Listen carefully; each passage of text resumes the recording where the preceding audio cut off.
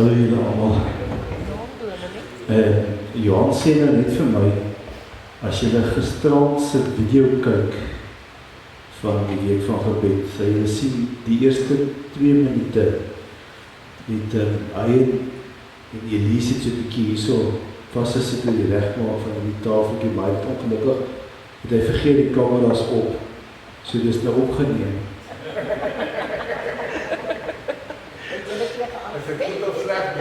Nee, ek weet nie, ek sê net van kyk. Nee, ek spot so nie. Trek is 'n bietjie Elise deel.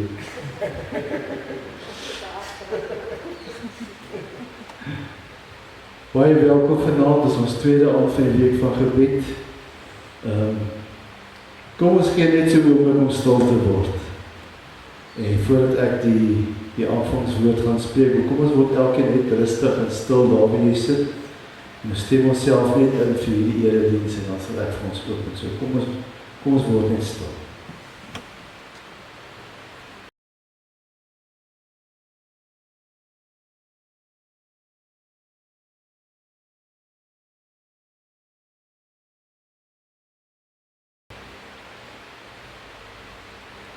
Staan op, word verlig, want jou lig kom. En die magtige teenwoordigheid van die Here gaan oor jou kom. Kom ons loof vanaand die Here as 'n gemeente nadat die Here ons gegroet het ook. Kom ons groet eers die genade van die Here is by julle gemeente van Carletonville. Hy groet julle en sy teenwoordigheid is by ons elkeen. Ons vanaand die skrifgedeeltes gaan lees. Kom ons buig net ons hoofde in gebed. Vader, wat 'n wonderlike dag het U nie weer vir ons gegee. U het vroegoggend die son laat opkom en oor ons laat skyn, alhoewel daar wolke was, kon ons die lig nog steeds sien. Dit het helderder geword deur die dag en nou aan die einde van die dag is die son weer besig om te sak. Maar Here, U was in hierdie dag by elkeen van ons. U het langs ons gestaan, soos ons ook gesing het in die lied so pas. U was naby ons, U was langs ons, U was by ons, U is in ons, deur die Gees. En ook vanaand as ons hier is 'n gemeente, verdeel van 'n gemeente by mekaar is, het ons nie nodig om hard te skree om U teenwoordig te kry, om die aandag te trek in die Here, want U is hier. Dis 'n belofte wat U gegee het vir ons in die woord, om te sê, as 2 of 3 mense in my naam by mekaar is, daar is ek by julle. Daarom weet ons, U is hier. My gebed is, Gees van God, dat U sal kom vanaand, en dat U ook hierdie kerkgebou sal vul, maar ook elkeen van ons harte. Dat ons bewus sal wees van die teenwoordigheid. Dat ons U sal voel. Dat ons U sal hoor. Ook deur die skrif en deur die woord. Maar dat ons duidelik sal hoor, Here, U is hier teenwoordig. Kom raak ons elkeen aan vanaand. Maak dit stil in ons harte. Na besige dag, baie dinge wat gebeur het. Dat U ons nog steeds sal stil maak, sodat ons die stem van die Gees baie duidelik sal hoor vanaand. Dit bid ek in Jesus se naam. Amen. Daar is vanaand 3 skrifgedeeltes. Ons het by die een begin eintlik al, die eerste paar dele daarvan, Jesaja 60 vers 1 tot 3. En ek gaan weer maak soos gisterand, ek gaan 'n gedeelte vir ons lees, en dan gaan ek tyd gee vir ons om 'n bietjie daaroor stil te word, daaroor na te dink, onsself te vra, maar wat sê hierdie gedeelte vir ons? En dan na elkeen van hulle gaan ons so 'n bietjie met mekaar daaroor praat, om te sê, maar wat beteken dit vir ons? En wat beteken dit vir jou? En dat ons met mekaar deel vanaand ook. Jesaja 60 vers 1 tot 3. Kom Jerusalem, laat skyn jou lig. Vir jou het die lig gekom, die magtige teenwoordigheid van die Here het vir jou lig gebring. Die donkerte, daar is donkerte oor die aarde, duisternis oor die nasies, maar oor jou gee die Here lig, oor jou verskyn sy magtige teenwoordigheid. Nasies kom na jou toe, na jou lig toe, en konings na die glans van die nuwe dag wat vir jou aangebreek het. Kom ons word net so vir 'n oomblik stil. Lukas, is dit die hele versie wat daar is. Ons kan maar net so tyd gee dat ons hom net weer deurlees en dan oorgaan met die tweede skyfie toe. En dan gaan ons net so 'n bietjie tyd gee daaroor te dink en net vir jouself af te vra, maar wat wil die Here vir ons met hierdie vers kom sê?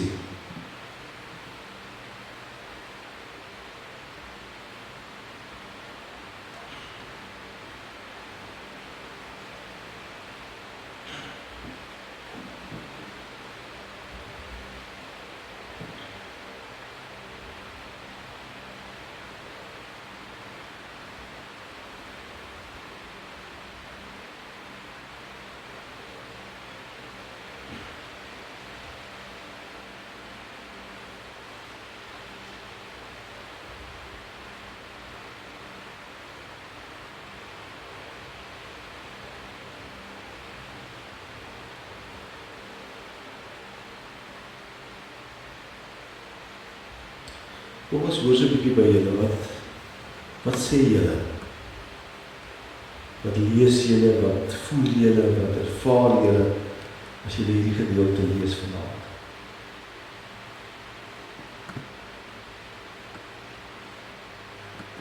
Jesus sê, ons lig geklein, aarde op ons lig. Dit is eie nodigheid, waar ons die lig ons Goed, Jesus het gekom om vir ons lig te bring, maar die duisternis verdryf wat daar is. Dat die lig so in ons sal skyn, dat ander mense Christus in ons sal sien. Dis baie belangrik wat Charles daar sê. Die lig van die Here so in ons sal skyn, dat die ander mense dit sal sien. So nou so 'n bietjie by van die ander tekste stil staan oor wat hy daar sê. Maar die donkerte by die nasies is eintlik sonde wat ons doen. Is eintlik die sonde wat ons doen. Precies. Die Here bring die lig in ons laat skyn, sodat ons minder sonde het. Ja. En hom raak sien, en hom is jy wat skyn aan alle mense. Duisternis is, die donkerte is eintlik die besaad, die duivel, die Satan en die onluste en die verkleierheid en die voorloop en wat anders. Helemaal reg. Ek het gisterand ook gesê, ons kry die hele tyd hierdie twee dele in die Bybel, waar ons aan die een kant bekend gestel word aan die duisternis.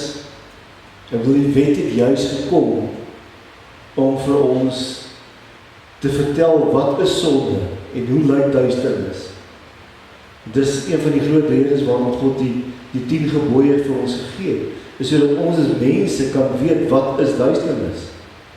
Jy mag nie egbreek pleeg nie, jy mag nie moord pleeg nie, jy mag nie steel nie, jy mag nie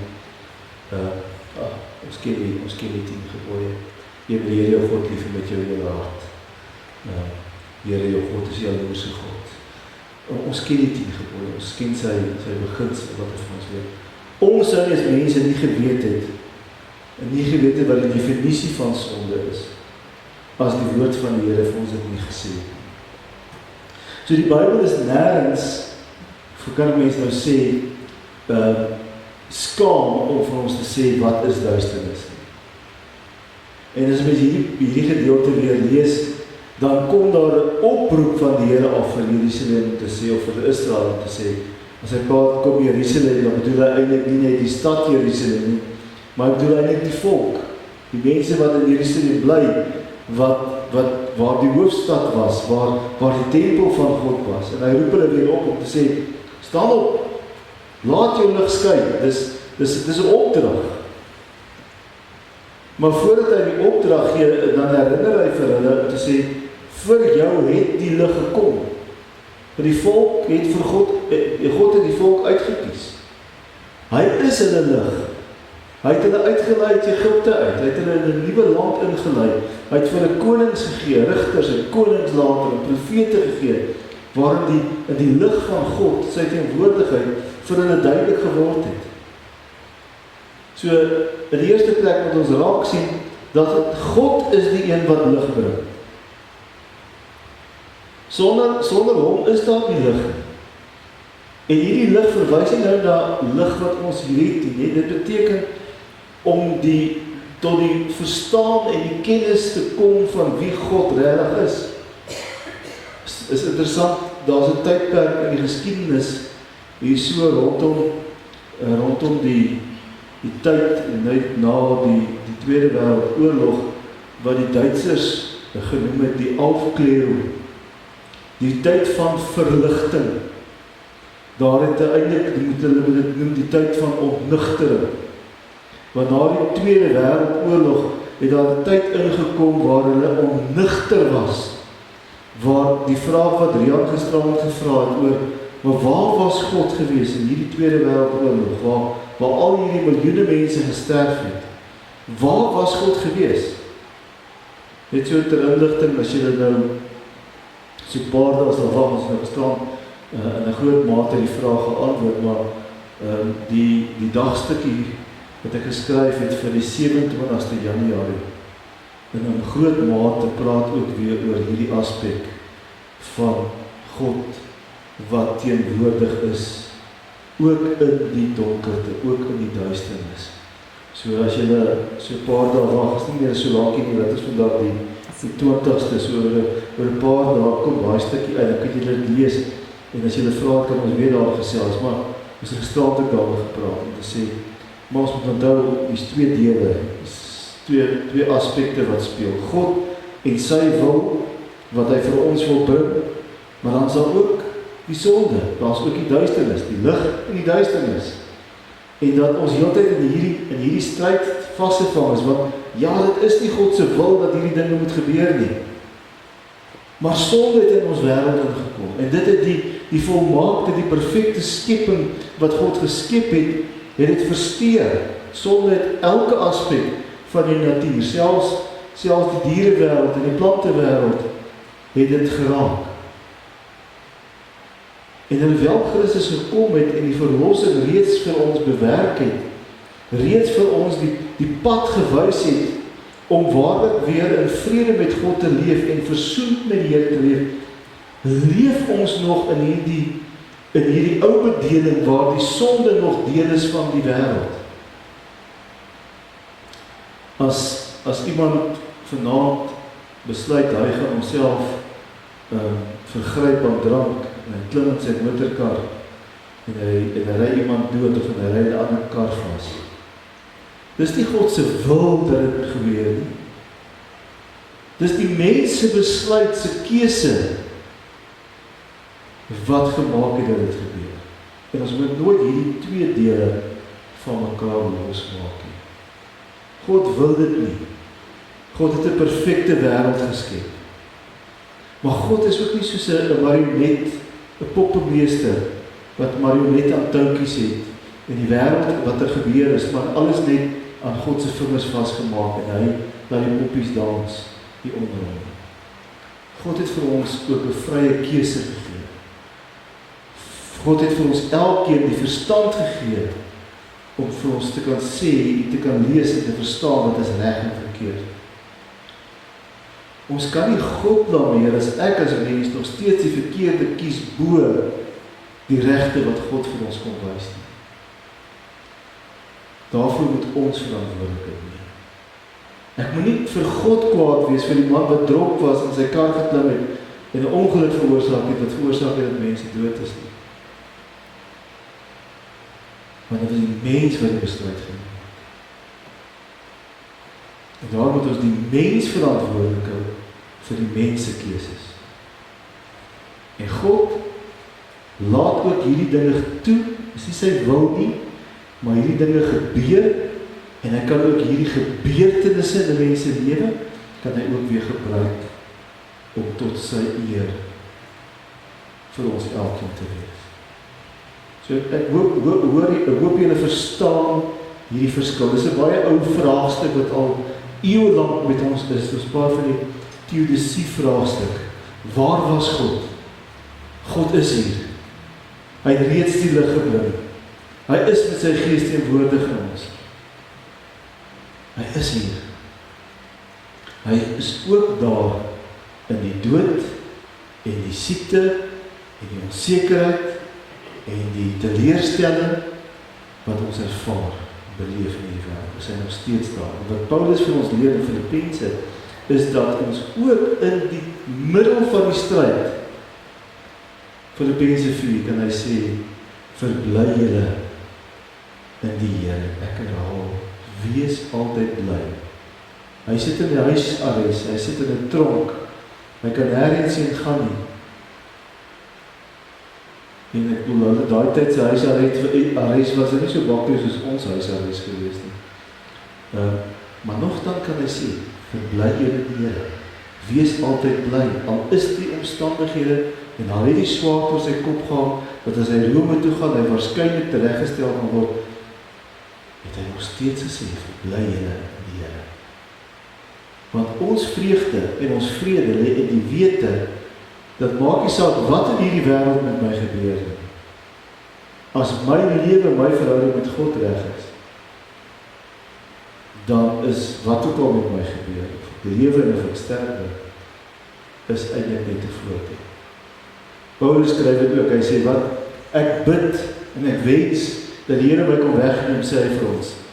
Hy sê ek wil graag met die Here wees.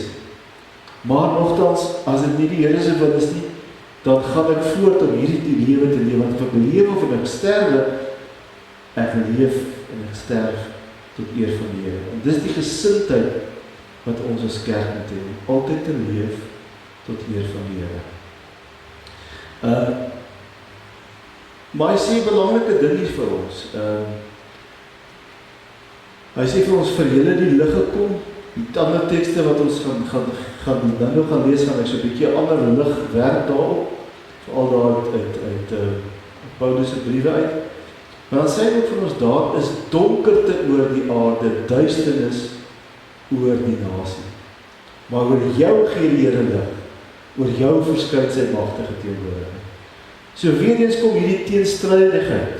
Daar is donkerte, daar's duisternis in hierdie wêreld en ook in die nasie. Want nie almal het hierdie lig van die Here aanvaar nie. So het straal vir mekaar gesê, dat vir my om in die lig te wees, moet ek kom by die punt waar ek vir die Here sê, Here, ek aanvaar U as die Here van my lewe. Ek aanvaar die Here se lig, ek aanvaar dit wat hy vir my bring. Dit aanvaar ek, en ervaar ek in my eie lewe, as ek glo en bely dat Jesus die Here is. Dis die een kant. Of ek kan sê, nee Here, ek het U nie nodig nie. Here, ek wil niks met U te doen nie. Dan is daar duisternis in my lewe. En nou sê die Here vir hulle, daar was lig en daar was duisternis in die wêreld, maar ook in die volk.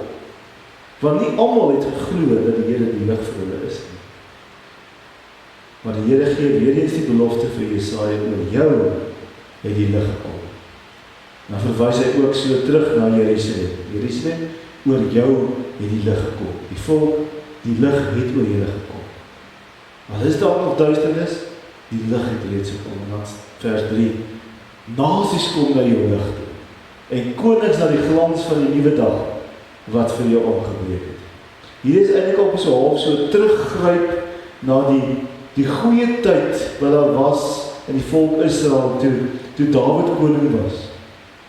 En almal oor die wêreld wou na Dawid toe kom, wou na Jerusalem toe kom, om te sien wat Dawid en later Salomo gedoen het. In die teenwoordigheid van God beleef het, want dit was die bloeityd van die volk Israel. Dit het goed gegaan met hulle. Die tempel van die Here is gebou in Salomo se tyd. En die volk het geweet, ons lees selfs van sover as die koning van Skeba, wat wil kom om te sien wat gebeur en wie is hierdie God van Israel. So die wêreld het dit ook raak gesien. Iewers het dit wat gebeur in Israel, en wie weet met die manier waarop hulle geleef het daar die lig uitgebring, sodat die wêreld wou sien wat gebeur, wie is hierdie God. Later sou Nebukadneser ook uiteindelik moes erken en sê, jou God Daniël is die ware God. Hy is die ware God. So, selfs die wêreldse konings en heersers kyk uiteindelik en sien uiteindelik deur ons lewens sien hulle die ware God raak. Die tweede gedeelte wat ons vanaand gaan lees is Matteus 5 vers 14 tot 16. Bekende gedeelte, ons dalk vers 13 ook bygesit het, maar julle is die lig vir die wêreld. 'n Stad wat op 'n berg lê kan nie weggesteek word nie. Ook steek 'n mens nie 'n lamp op en sit dit onder 'n emmer nie, maar op 'n lampstander en dit gee vir almal in die huis. Dit gee lig vir almal in die huis. Laat julle lig so voor die mense skyn, dat hulle julle goeie werke kan sien en julle Vader wat in die hemel is, verheerlik. Kom ons dink dit weer vir so 'n oomblik oor hierdie woorde en wat dit vir ons eintlik beteken.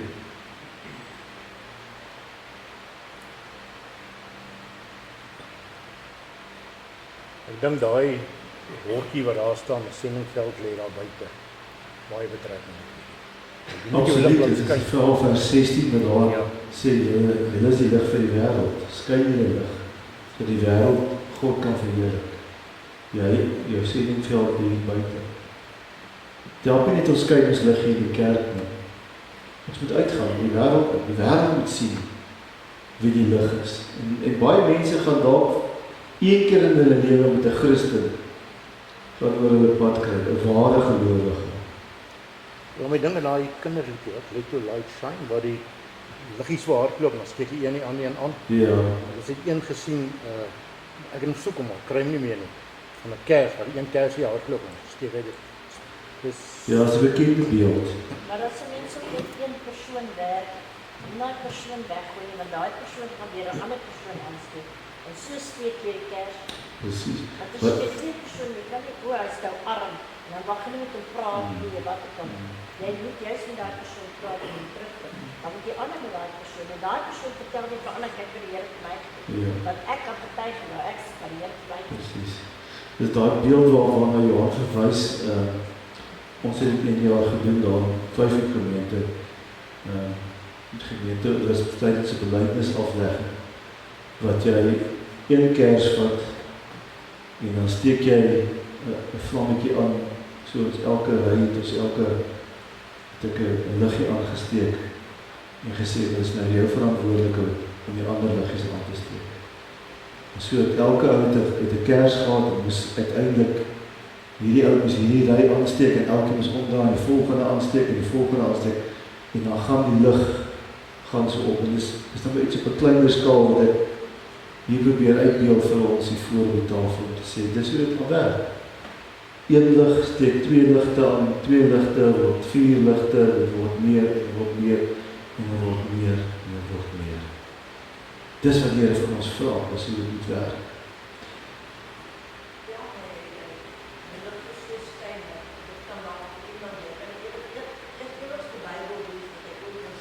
Precies. Dan die ander so daar, wat ek nou begin sê, so om te sê, mense is, jy gaan daar mense oor jou pad kry, wat nooit weer met 'n ware Christen, gelowige mens in sy lewe gaan in aanraking kom. En die verskil wat jy gaan maak in sy lewe, kan lewensverandering wees. En daarom moet ons so leef, ons gesindheid, ons ingesteldheid moet so wees, elke dag dat maak ek regtig 'n verskil in iemand anders se lewe. Daai een persoon wat 'n ateïs is, of wat 'n moslim is, of wat 'n hindoe is, of 'n boeddha of boeddhis, wat ook al is, my lewe, hoe ek optree, hoe ek my werk doen, as ek in 'n groot korporasie werk, saam met ander mense, gaan dalk net iemand anders aanraak om te sê, weet jy maar, hoekom doen jy jou werk met ywer, of kom as jy leef jy so anders as die res van ons? Dit gee die aansluitingspunt om te sê, want die lig van die Here is in my. Iets belangrik wat ons baie keer mislees as ons Matteus 5 vers 14, ons lees altyd vers 13 eerste, en kom ons by die sout uit. En die tweede deel, julle is die lig vir die wêreld, word baie keer staan so 'n bietjie die skadu baie keer van vers 13. Maar lees daai versie mooi. Lees dit gou weer vir jouself mooi. Wat sê daai vers vir ons? As jy nou soos dominee reg sê, jy het eintlik werk, almal sien dit. So jy staan uit, dis 'n berg, jy staan uit. Ander mense sien dit reg. En dan hulle wil wees dit. En as jy net iets vir iemand sê, daar staan iets agter, bly agter hulle kop. Een of ander tyd dan dink hulle daar. Maar as jy op 'n groot funksie kom, en dan kan jy sien die ou wat die lig kyk, en jy kan sien die ou wat heeltemal in wat hy sien. Ja. Want hy staan soos 'n suurduiwel. Dit wat ek ook agtergekom het, die oomblik as jy al lig wys hoe jy hoe jou godsdienst is, en jy praat net daaroor, dan asof die mense sny dit af en begin ander dinge praat. Hulle wil nie oor die Here praat nie, hulle wil nie godsdienst praat. Godsdienst word altyd weggesteek. Dis nou, Iets wat toe gesit. ons is nou by werksfunksie, jy praat nie daaroor, ons is nou by die werk, jy praat nie, jy nou 'n Bible puncher, jy nou Ja. 'n bietjie Bible freak geword, of wat ek al jy nou so baie oor die Bybel praat, nie? Iets steek agter. Ja.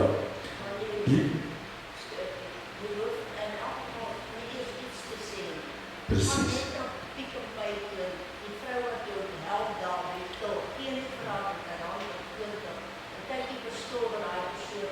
Groet haar net vriendelik, vra vir haar hoe haar dag is. Ja. Ja. Jy het eers nodig om iets te koop nie, maar groet hulle net. Praat net met hulle, sê net vir hom, hoe gaan dit? Wees net iets anders te. Wat is daai eerste 3 liters? Die eerste 3 woorde in daai versie. Julle is die lig. Julle is die lig. Nie julle kan die lig wees nie, of julle word die lig nie. Die woordjie is. Dis iets wat ons is, wanneer ons in Christus Jesus is. Dan word ons ook die lig, want ons word kinders van God. Ons is kinders van God, die oomblik wat jy, en dit sê jy Johannes 1 vers 12 vir ons, as jy die Here bely en aangeneem het en bely, dan het jy jou die reg gegee, die mag gegee, om 'n kind van God genoem te word. Jy is 'n kind van God. As jy bely dat Jesus God en Here van jou lewe. Jy is dit. So baie keer praat mense om te sê, maar ek weet nie, ek is onseker, is ek nou regtig kind van die Here, gaan ek gered word en gaan ek die ewige lewe hê? Die Bybel is op soveel plekke vir ons, wil hy vir ons die sekerheid gee. Hier is een plek, Johannes 1 vers 12 is 'n ander plek, Johannes 8 is nog 'n gedeelte, 1 Johannes 5 vers 13. Hierdie brief skryf ek vir julle sodat julle kan weet dat julle kinders van die Here is. Ons is dit omdat ons in Christus in God is. Julle is die lig. En dan kom die tweede gedeelte. 'n stad wat op 'n berg lê, kan jy nie wegsteek nie. As jy nie aandry in die donker dag daar die Karoo, kan jy van ver af, al is dit nie eens op 'n berg nie, kan jy 'n stad sien of 'n dorpie sien waar daar liggies is. Jy sien hom van ver, jy kan hom nie wegsteek nie. Wat nog te sê van 'n plek wat op 'n berg is. Toe ons in Frankryk was, daar sien jy mooi, verskriklike mooi oggend, dit was vir my so aangrypend dat ek daai aand weer 'n program daaroor gekyk oor hoe hulle dit gebou het. Die eiland Mont Saint-Michel, waar bo op hierdie eiland het hulle hierdie ongelooflike kathedraal gebou. En in die nag kan jy ver weg wees en jy sien daai kathedraal bo op daai berg sien jy raak. Jy sien die lig. Jy kan nie wegsteek nie. En dieselfde. Soos hierdie kerse aangesteek het, ons sien dit. Dis nou baie ander ligte wat dit dalk ligter maak of nie so lig maak nie. Die lig bietjie verdoof. Maar jy sit ons met kerse, hulle maak 'n lig. Met elke keer ek steek hierdie kers op, en dan sit ek hierdie boks of 'n emmer boor, nie, want dan gaan ons dit nie sien. En uiteindelik gaan die kerse doodgaan omdat daar nie genoeg suurstof is nie. Ek kan nie my lig uitdoof nie. As ek in die kerk en hy maak die lig, en jy sê jy is die lig in die wêreld, maar hoe draai jy jouself uit? Want as jy sê jy het Jesus in jou lewe ingeneem, hoe praat jy? Want hy gaan binne jou. Wat doen jy met jou hande? Wat praat jy? Hoe dink jy? Hoe loop jy? Alles wat is dat. As jy dink jy dink wat het ek nou gesê, dis wat hy in die lewe sou doen. So dit Ekskuus, En om mense die hele tyd te veroordeel. Ja. So dit beteken, ek en jy moet verander. Die Here sê, julle is die lig. Ek kan nie nog duisternis wees as ek die lig is nie. Daarom skryf Paulus later in Kolossense, gaan lees maar Kolossense 2 en Kolossense 3, al Kolossense 3, wat hy sê, maak dood die sonde wat nog in jou is. Nie voed hom nie gee hom nog water nie geef hom so bietjie nutrients en groeistof, bemes die sonde in jou lewe dat hulle kan aanhou groei nie. En dis wat baie van ons as kinders van die Here gelowiges doen. Ons gaan gooi bemesting, ons gaan gooi kunsmis op daai sondes. Die Here sê, maak dit dood. Ag, dis nie so erg nie. Ag, ek sê maar, die Here het ons 5 gegee. Nee. As jy die lig is, kan jy nie donker wees nie. Hier naby daai vlammetjie is daar geen skade meer. Want hy is lig. Daar's nie duisternis daar. Hoe verder ek weggaan, begin daar skade wees voor. So dit beteken dan moet in jou en my denke, in ons gedagtes, oor hoe ons dink oor onsself, moet daar 'n verandering kom. En so baie keer as jy met gelowiges praat, dan sê hulle vir jou, ja, mag, ek is mos nog hierdie sondige mens. Wat sê Kolossense 2 vir ons? Kolossense 2 sê vir ons, julle is besny met dieselfde besnydenis wat die sonde wegneem. Die sondige natuur is uit jou weggesny, sê hy vir ons in Kolossense 2, gaan lees maar daai gedeelte, waar so van vers 5 of verder. Met ander woorde, as jy tot bekering kom, praat hier van 'n geestelike besnydenis, nie 'n fisiese besnydenis wat Abraham en Isak ondergaan het, maar praat van 'n geestelike besnydenis. As jy julle is, God het gekom en die sondige natuur uit jou weggesny. Ek kan nie meer die verskoning hê, ag, is maar die ou sondige natuur wat dit is. Dis 'n keuse wat ons maak. Don Franciscus sing so 'n mooi lied wat hy sê, love is not a feeling, it's an act of your will. Dis 'n keuse, dis 'n besluit, ek het God lief, ek het jou lief. Dis 'n keuse wat ek maak. Dis maar net 'n gevoel nie. As ons besluit om die Here lief te hê, dan is ons lig. En dan moet ons die duisternis wat ons so dou en dan sy kop in ons lewens uitsteek, moet ons doodmaak. Dit is wat Paulus vir ons sê, maak dit dood. Moenie 'n kompromie daarmee aangaan. Ons is so lief in ons wêreld vandag om 'n kompromie aan te gaan, want ons is bang om mense se gevoelens seer te maak. Maar hulle is nie bang om my gevoel seer te maak nie. Hy is nie bang om my gevoel seer te maak nie, maar ek moet bang wees om ander mense se gevoelens seer te maak.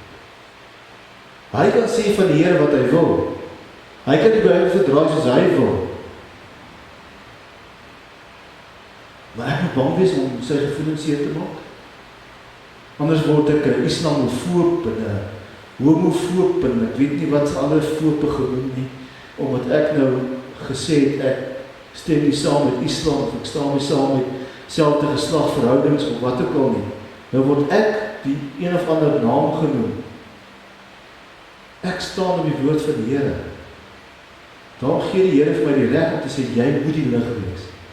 Jy kan nie kompromie in die wêreld aangaan. En ons is as kerk en ons gelowiges, het ons by 'n punt gekom waar ons net te bang is om mense gevoelens seer te maak. Maar ons is nie bang om die gevoel van die Here seer te maak. Om soos die geldwassers daar in die tempel, eerder in die tempel te gaan handel dryf, as wat ons werklik daar is om God te aanbid.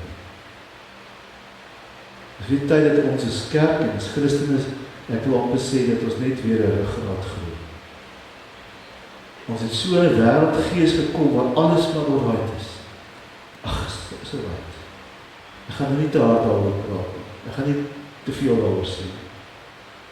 Dis nie wat die Here wil ons wil sê nie. Ek wil hê ons moet wees. Waarom dan gee vir ons die gees? Paulus skryf, hy sê die gees, ek het nie vir 'n gees van 'n lafaard gegee nie. Die gees kom maak ons bold. Hy kom maak ons sterk. Waarom sê Paulus vir ons in Efesiërs 6, trek die wapenrusting van die Here aan? Hoe moet ek 'n wapenrusting aan hê? Dat ek gaan oorlog maak. 'n Soldaat sê nie, ekskuus, ek maak nie jou gevoelens seer nie. Hy gaan doen sy werk en ek kom terug. Ons opdrag is om 'n lig vir die wêreld te wees, om geestelike oorlog te voer teen mense wat die Bybel wil verdraai en wat God minder wil maak as hy is. Ons kan nie kompromie met die wêreld aangaan. Dis hoe die kerk doodgaan. As ons begin om kompromie te maak.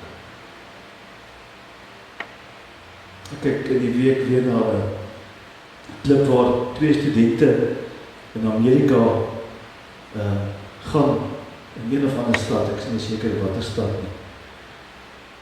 En vra hulle vir die mense, ek het 2 petisies hierso. Ek het 'n petisie hier is so 40 hondjies, pappies, wat doodgemaak gaan word. En ons wil ek wil die petisie teken, maar hierdie woorde hier om hondjies doodmaak is verskriklik vir die. En van daai selfde 2 studente vat nog 'n petisie en sê hulle, hoorie, jy het nou daai petisie geteken, maar ek het nog 'n petisie. Hierdie petisie praat en sê ons wil 'n petisie opstel oor abortus. Oor die wreedheid van hoe daardie babas die proses van abortus, waar hulle ledemate afgeruk en gesuig word, en waar hulle chemiese stowwe inkry, wat hulle laat versmoor en doodgaan. En wat doen die mense? Hulle sê, nee, dankie, ons wil nie dit onderteken. Ek sal 'n petisie onderteken, dat hondjies nie doodgemaak moet word nie, of geaborteer word, of wat ook al, voorgeboorte nie. Maar ons is nie bereid om 'n petisie te teken oor abortus, waar ons kinders doodmaak. Want hulle is mos net 'n klompie selle, hulle is mos nie regtig 'n mens nie. Hulle word eers mens later, ensovoorts, al die verskonings. Dis nie wat my Here vir my sê nie. Hy sê, jy moet lewe respekteer, en lewe begin, want ons het 'n Sondag dit weer gelees, uit Jesaja, dit sê, in die moederskoot het hy wel geroep. Psalm 139, in die moederskoot het ek jou mekaar geleef, ek die Here God het jou mekaar geleef, jy is myne, ek ken alles van jou. Wees ons as mense, en die lewe in ons eie hart. Ek weet daar is baie omstandighede, ek weet daar is goeders soos verkrachting en allerlei ander goeders, maar dis ook maar baie keer verskonings. Die persentasie van mense, vrouens wat deur verkrachting en swanger word, is so klein teenoor die persentasie van babas wat geaborteer word. Die persentasie van vrouens wie se lewens werklik in gevaar is so klein. As jy nie wil kinders hê nie, maar jy wil wel seksueel aktief wees, is daar mos ander goeders wat jy kan doen. Maar as jy die besluit geneem het om seksueel aktief te wees, dan moet jy die gevolge dra van jou besluit. Die maklikste weg is nie om die lewe van 'n mens te neem nie. Ja, maar ek het keuse oor my eie lewe. Ja, my eie liggaam. Dan moet jy mos besluit het voordat jy seks gehad het. Ekskuus, dis my persoonlike gevoel, maar ek dink ons is besig om as kerk 'n standpunt in te neem om te sê, ag, ons laat alles maar net gaan. Ons laat dit maar toe. Maak 'n kompromie. Wat is volgende?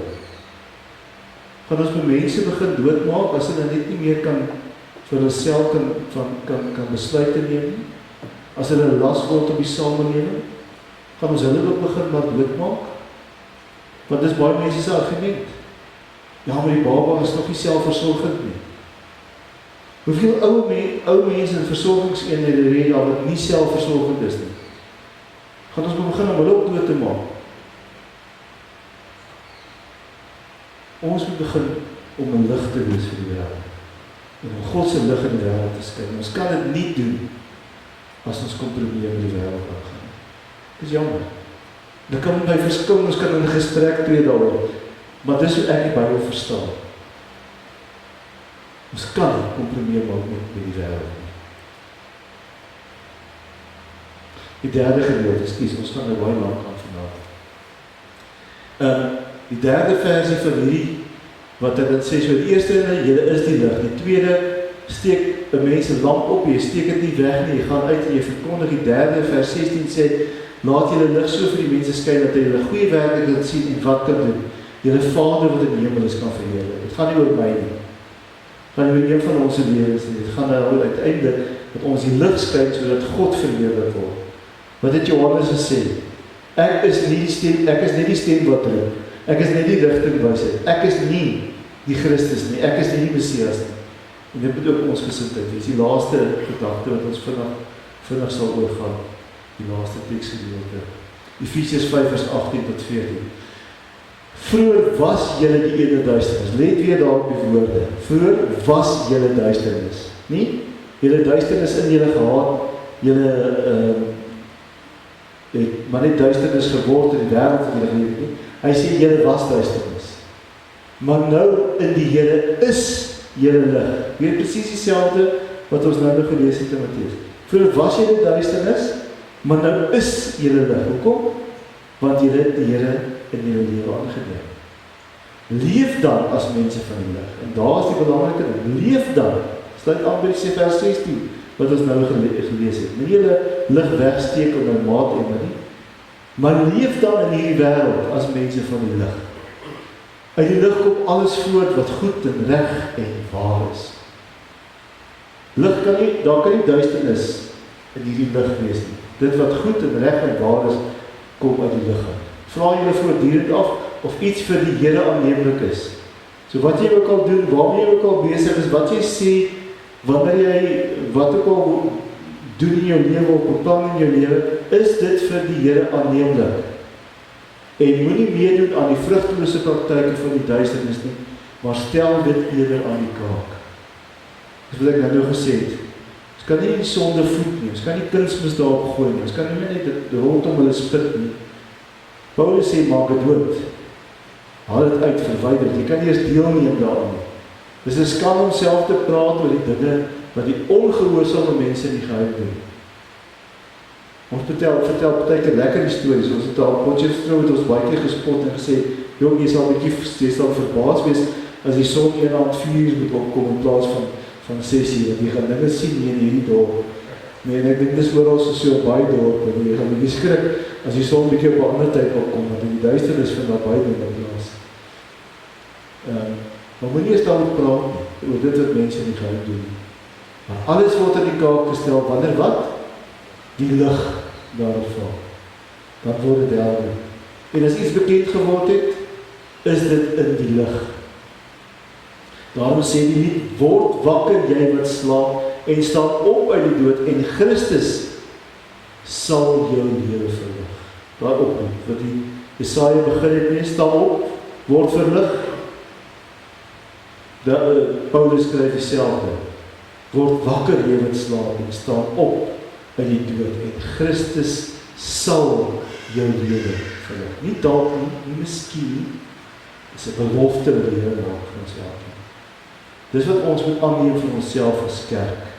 Dis wat ons moet aanvaar en dis waarom ons moet lewe. Ekskuus, ons het nou vanaand baie gepraat, maar ek dink dit is nodig dat ons oor die goeders praat as kerk. Kom ek sluit vir ons af met 'n gebed. Hemelse Vader, wat 'n wonderlike voorreg vir ons as kerk om net weer te besin, te bepeins, te dink oor die lig en wat dit beteken dat U die lig vir ons elkeen is. Dis my gebed, Here, vanaand dat U elkeen wat in ons gemeente is, die wat vanaand hier is, maar elkeen wat gaan luister ook na die gaan kyk na die video, dat U hulle sal aangryp vanaand. Sodat ons werklik sal begin om lig te word en te wees vir die wêreld. Uit ons met die lig straal, U liefde, U goedheid, U barmhartigheid moet uit ons uitstraal. Dit moet nie meer in my lewe gaan oor wat is goed en reg en waar van my nie, maar ek moet altyd vra, is dit aanneemlik vir die Here? Want dit gaan nie meer oor my nie. Ons moet altyd net die vinger wys en die rigting wys en sê, alle lof en alle eer, alle aanbidding kom die Here toe, wat ons ook vroeër vanaand gesing het in een van die liede. Dat ons meer en meer sal word wat U wil hê ons moet wees. Dat dit ons strewe elke dag sal wees om te word wat U wil hê ons moet wees. Dat ons lig is. Die Here help ons om dit te wees elke dag van ons lewe. Dit bid ek in Jesus naam. Amen. Die Here sal julle seën en julle beskerm. Die Here sal tot julle redding verskyn en julle genadig wees. Die Here sal julle gebede verhoor en aan julle vrede gee. Amen.